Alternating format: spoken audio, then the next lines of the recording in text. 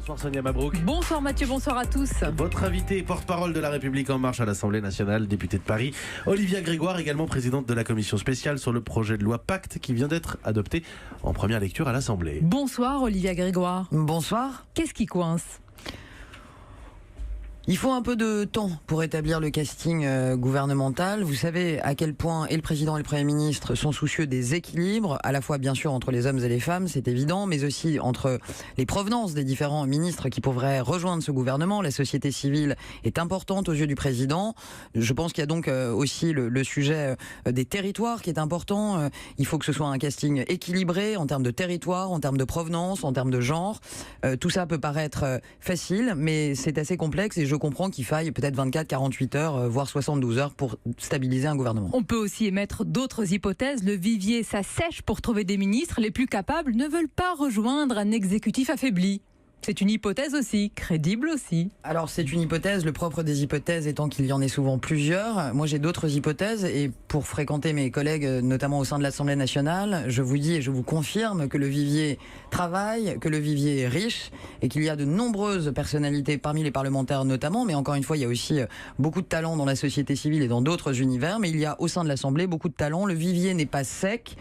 Je pense qu'en revanche la combinaison, le meilleur choix prend un peu de temps parce qu'il il doit satisfaire tout le monde. Mais sur le fond, qu'est-ce qui va vraiment changer une fois le nouveau remaniement annoncé ? On vient d'apprendre de communiqué de l'Élysée qu'il n'y aura pas de démission du gouvernement, qu'il n'y aura pas de démission du Premier ministre pour former un nouveau gouvernement. Qu'est-ce qui va vraiment changer, si ce n'est les têtes ?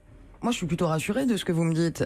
Je suis contente qu'on ne change pas de politique générale, sans rentrer dans les détails. Je suis contente qu'Édouard Philippe ne refasse pas un discours de politique générale. Je suis contente que nous poursuivons le cap qui a été fixé par le président. Pourquoi il aurait eu un vote moins important que la première fois lors du premier discours de politique générale ? Pas faire varier les objectifs. Notre objectif est simple, nous l'avons dit. Nous avons eu parfois des difficultés, je pense qu'on va en parler, à le faire comprendre, et ça je l'admets volontiers. Notre objectif est simple, mieux rémunérer, mieux faire en sorte que ceux qui travaillent, ceux qui bossent dans notre pays voient les fruits de leurs efforts, et je pense que l'ensemble de la politique économique est extrêmement cohérente et qu'Édouard Philippe n'a pas à refaire un discours de politique générale puisqu'on est cohérent dans notre politique. Pas de changement de politique, pas de changement de cap, pas de changement d'orientation, pas de changement sur les efforts demandés aux retraités. Rien de tout cela ne va bouger, Olivia Grégoire. On a déjà bougé il y a quelques semaines et vous l'avez remarqué. Je vous rappelle que ce sont notamment les parlementaires qui ont poussé cette idée sur le seuil pour la CSG pour les retraités qui était trop proche du seuil sans être trop technique, et nous avons quand même amélioré les choses pour plus de 300 000 retraités. Ça n'est pas rien, et Édouard Philippe a été à l'écoute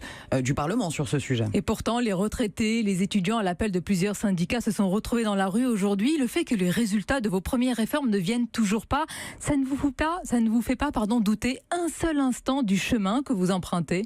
Pas un seul instant des choix effectués. Moi, j'ai toujours douté, donc j'ai aucun problème. Et je peux vous dire quelque chose entre nous. Vous êtes singulière alors dans votre majorité. Non, je crois que le président doute. Et je demande d'ailleurs à ce qu'on relise ce qu'il a dit notamment en 2016 dans le 1 avec un de vos confrères, Éric Fotorino. Il parlait de l'imperfection du geste. Vous savez, Paul Ricoeur, l'herméneutique, c'est aussi le doute. C'est remettre chaque jour sur la table le devoir qu'on a fait et essayer de l'améliorer. Olivia Grégoire, il y a la philosophie, il y a Paul Ricoeur et puis il y a le concret. Les attentes des Français sont fortes sur le pouvoir d'achat. Vous promettez des baisses d'impôts. Faux, rétorquent plusieurs économistes affirmant que sans baisse drastique des finances publiques, votre promesse, c'est du vent. Oui, alors il y a les économistes, il y a aussi les oppositions. J'ai la chance de siéger aux finances. Vous savez, il y a les discours sur les plateaux et il y a le réel dans la commission des finances.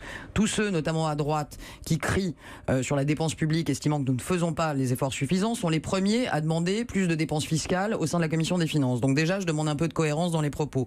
La dépense publique, on y travaille. On y travaille sur l'ensemble du champ gouvernemental. Nous poursuivons un certain nombre de coupes, notamment au sein des fonctionnaires, et on en a parlé, c'est pas facile à annoncer, à l'éducation nationale. Nous menons un certain nombre de réformes en même temps, mais nous ne pratiquons pas une politique brutale. En même temps, justement, je reprends cette fameuse expression. Est-ce que vous donnez d'une main ce que vous reprenez de l'autre, avec la fiscalité sur le tabac, sur le diesel? Bref, au final, quand on fait les comptes, on est perdant. Alors moi je fume, je vais vous dire, le budget c'est simple, c'est l'acte de l'exécutif par excellence. Il ne faut pas se leurrer, Charles de Courson par exemple qui est un parlementaire qui siège depuis des années aux finances, l'explique très bien. Le Parlement a assez peu de pouvoir, il peut faire des propositions, mais le budget est un acte résolument exécutif. Nous avons fait des choix.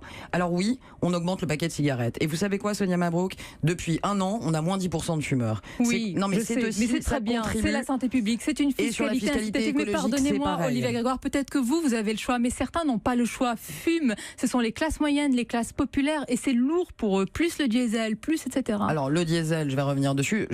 Personnellement, pardon, mais je pense que ça relève pas de sa nature de catégorie socio-professionnelle de décider d'arrêter de fumer. On peut tous avoir cette bonne idée, à commencer par moi.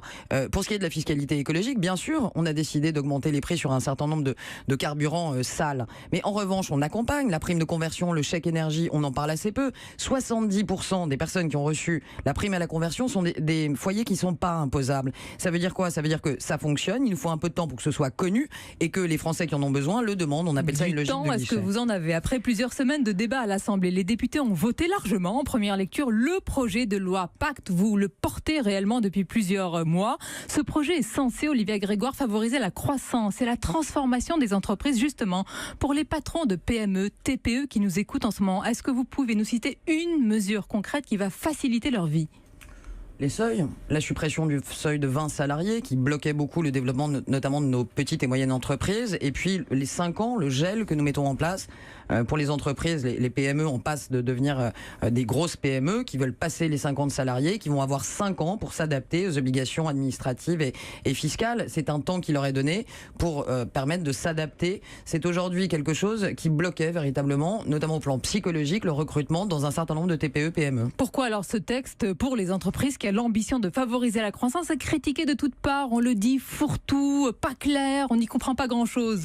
Alors vous savez, c'est assez drôle, on aime la double contrainte dans notre pays. Je me dis souvent, et si nous avions proposé un texte de 10 articles, on nous aurait dit mais qu'est-ce que vous manquez d'ambition? Oui, le texte est grand, oui, le texte est lourd. Pourquoi? Parce qu'il traite de chaque étape de la vie de l'entreprise, de sa création, son amorçage, son développement, sa croissance et parfois sa mort. J'ai adressé les sujets de liquidation judiciaire, par exemple, qui ne sont pas souvent des sujets faciles.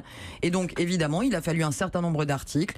On ne privatise pas des acteurs majeurs comme nous le faisons pour plus de 15, aux alentours de 20 milliards d'euros sans prendre le temps. Tout ça prend du temps. On ne réforme pas la Caisse des dépôts et consignations comme ça. Ce sont des sujets lourds. Le texte du pacte a une cohérence qui est absolue malgré son ampleur. Olivia Grégoire, j'ai donné l'information tout à l'heure. Le remaniement se fera sans démission du gouvernement. Vous avez réagi, vous avez depuis le début de cette émission, et on vous connaît en tant que parlementaire, une liberté de ton et un franc-parler. Au-delà de ce remaniement, au-delà des différents visages, ne faut-il pas un autre remaniement, celui d'Emmanuel Macron? Sa façon de gouverner, sa manière de gouverner. Les élus, les maires se plaignent d'un lien distendu avec les territoires, avec la vraie France. N'est-ce pas là le vrai remaniement? Je vous le redis, et je ne parlerai pas de Paul Ricoeur, je vais rester en votre franc-parler. Mon franc-parler.